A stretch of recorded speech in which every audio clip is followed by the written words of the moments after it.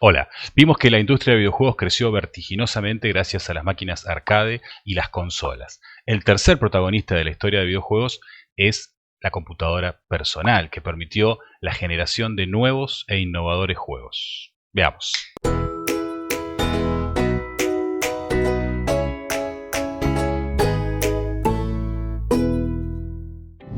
La industria estaba centrada en la producción de máquinas arcade y las consolas con un claro fin lucrativo, así que los videojuegos tenían un marcado perfil ludológico.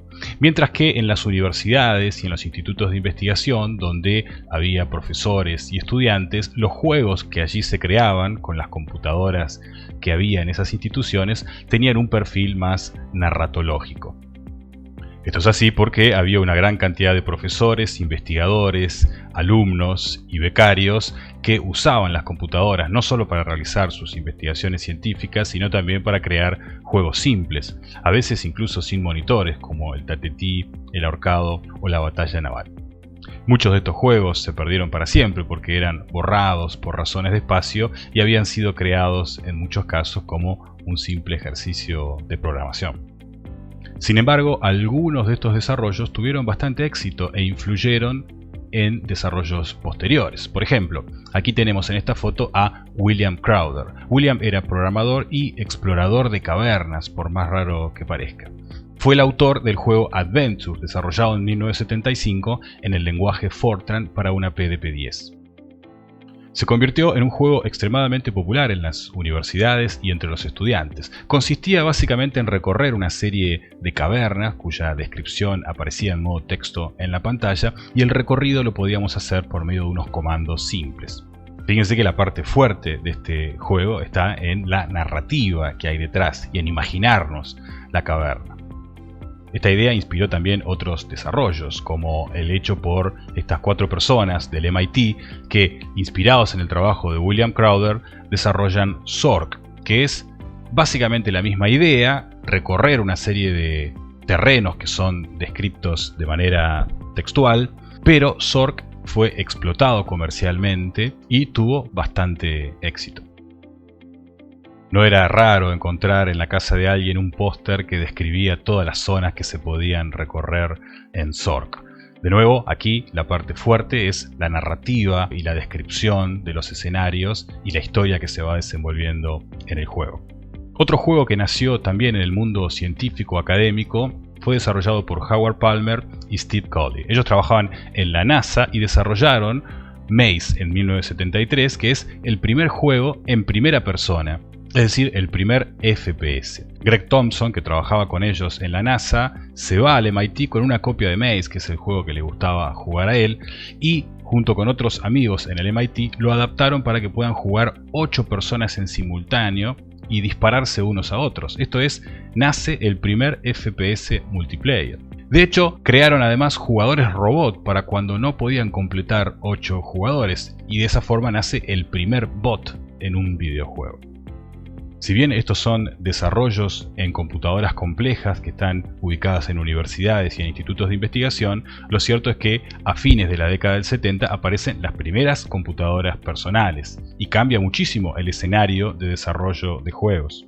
Las ideas que habían surgido en las universidades ahora se trasladan a los hogares. Los juegos que jugaban los estudiantes y los investigadores en computadoras complejas ahora lo quieren jugar en sus propias computadoras. Así que empiezan a aparecer un montón de juegos para las computadoras personales que estaban inspirados por aquellos primeros juegos. Se empiezan a distribuir por medio de disquetes y de cassettes y se podían adquirir de manera telefónica y venían en unas bolsitas Ziploc cada uno de ellos. Se popularizan juegos como el ajedrez o The Oregon Trail, probablemente el primer juego educativo. Pero fíjense el tenor de estos juegos que nacen en la academia y se trasladan después en primera instancia a las computadoras personales, que eran adquiridas en la mayoría de los casos por profesionales de formación universitaria. Son juegos que tienen una predominancia narratológica, como habíamos marcado al principio del video. Esa misma línea siguen Roberta Williams y Ken Williams, que desarrollan en 1980 Mystery House, también una aventura basada en comandos, con una narrativa detrás, pero esta vez enriquecida con ciertos gráficos. De hecho, Roberta Williams es la primera mujer diseñadora de videojuegos, y ellos dos son los fundadores de Sierra, una de las primeras empresas de videojuegos del mercado de las computadoras personales que tuvo muchísimo éxito durante varios años.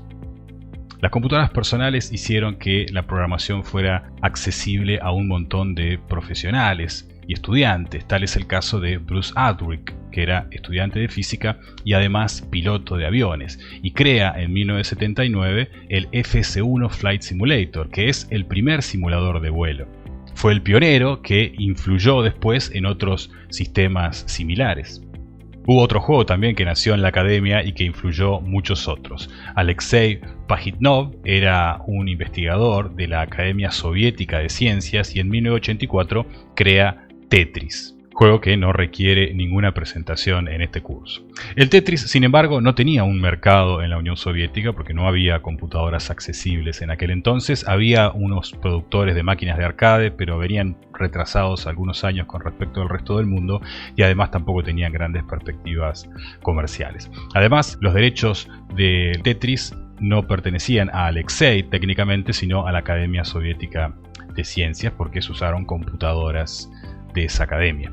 Sin embargo, no tardó mucho en llamar la atención de ciertos interesados en Occidente que buscaron conseguir los derechos para comercializar el Tetris en Europa y en Estados Unidos. La historia del copyright y cómo Tetris se difundió alrededor del mundo es bastante interesante porque ha sido conflictiva y simultánea con diferentes actores. Fueron varias las empresas que adquirieron los derechos del Tetris para diferentes consolas, para computadoras y para máquinas arcade, lo que provocó cierto caos al principio.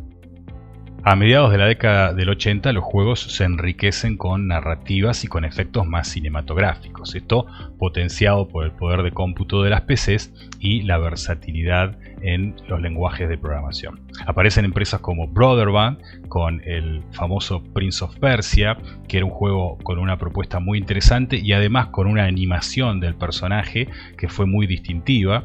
También aparece Karateka, que es un juego que luego influye muchísimos juegos de peleas que fueron apareciendo en años posteriores. Cinemaware ofrece un juego de estrategia, Defender of the Crown, que también fue muy importante a fines de los 80, y juegos con un costado cinemático fuerte como The King of Chicago.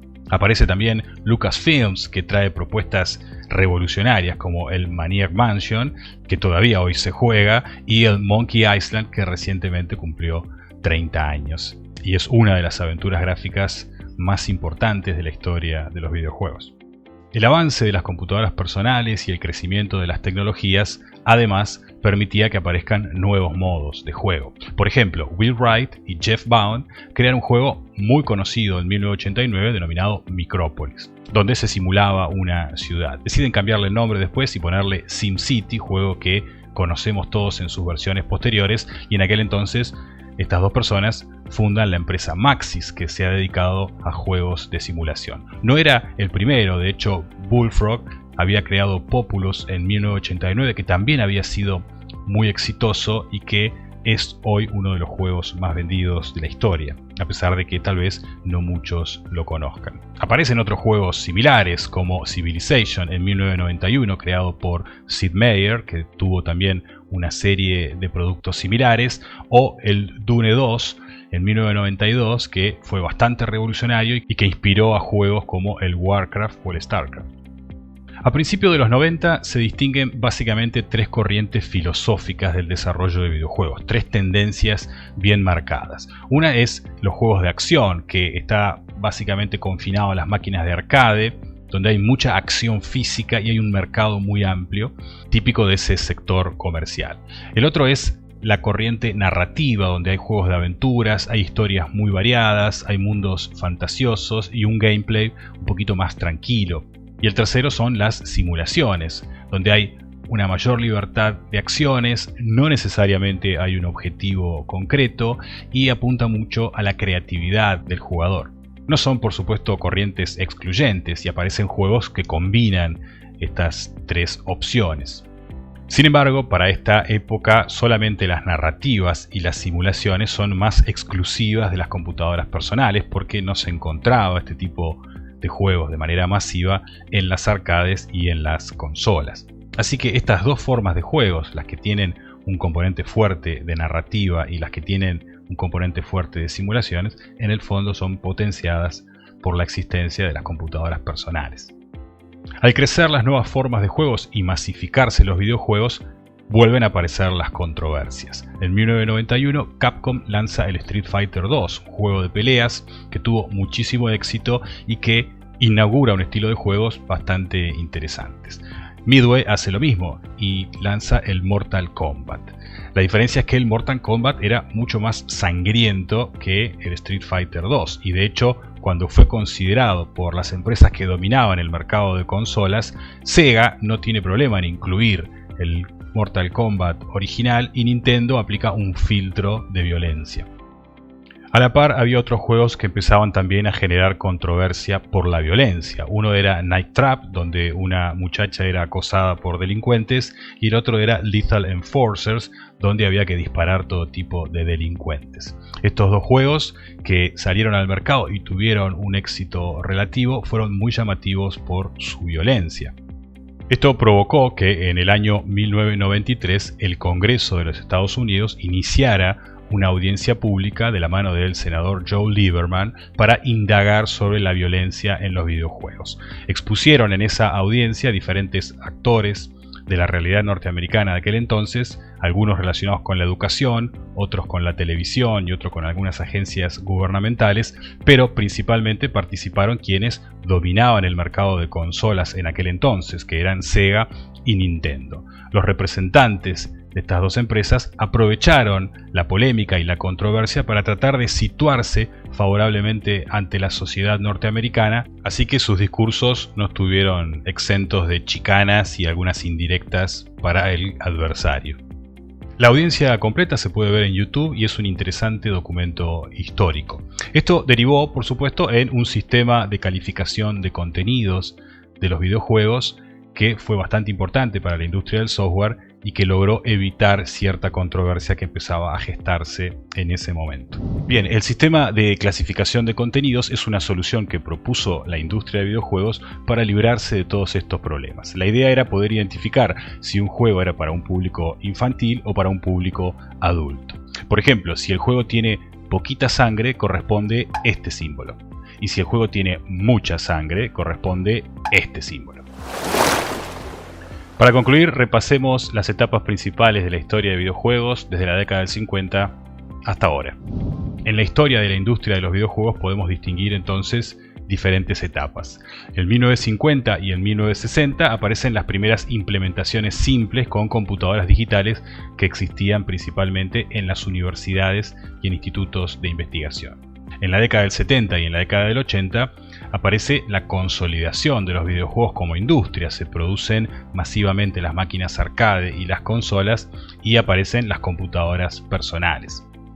En la década del 90 y en la del 2000 hay mayor diversificación y crecimiento. Las computadoras personales se vuelven cada vez más poderosas, aparecen nuevas consolas de videojuegos y crece el mercado de handhelds, esto es de pequeños juegos portátiles. En el 2010 la industria está más consolidada y mucho más globalizada, hay juegos online masivos, hay mayores facilidades de acceso y distribución de los videojuegos y se produce un crecimiento de esta disciplina como un fenómeno social marcado. Desde la década del 90 además existe ESA, que es la Asociación de Software de Entretenimiento, que nuclea diferentes empresas asociadas a la producción de entretenimiento digital. Como verán, hay nombres muy importantes en esa lista. ESA produce además todos los años este pequeño documento que se llama Essential Facts, que vale la pena leerlo, donde se resumen datos estadísticos de la industria de videojuegos, principalmente en los Estados Unidos.